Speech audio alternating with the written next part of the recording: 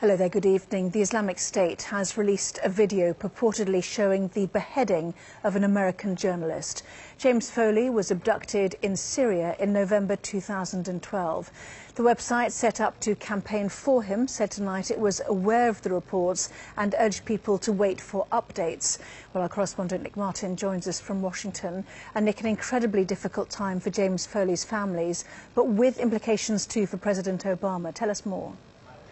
Yes, well, I mean, this video, which purports to be from the Islamic State, and I haven't watched it, is said to be enormously graphic, but with a message to America, it says. Now, James Foley is an independent journalist. He was 40 years old. He was last seen in Syria at around Thanksgiving, November last year.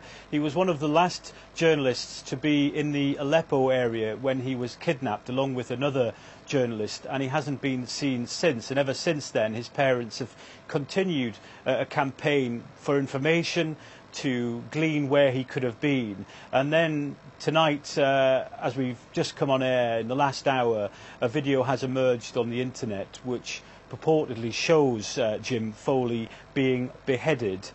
He's on his knees, he's dressed in orange, a man dressed in black is standing over him, and that man sounds, reports suggest, that he has a British accent. Now, James Foley had previously worked in Libya and had also been kidnapped there, and his parents had mounted a huge campaign for his release, and they were successful. But he'd said that he wanted to be committed to his role as a journalist. He wanted to go back to conflict zones. He used to produce films which focused heavily on the humanitarian impact, very human-led, people-led stories of war. And colleagues on Twitter tonight, one I've just been reading, saying he was enormously kind and generous. Another journalist said they'd shared beers just a few days before he'd gone missing.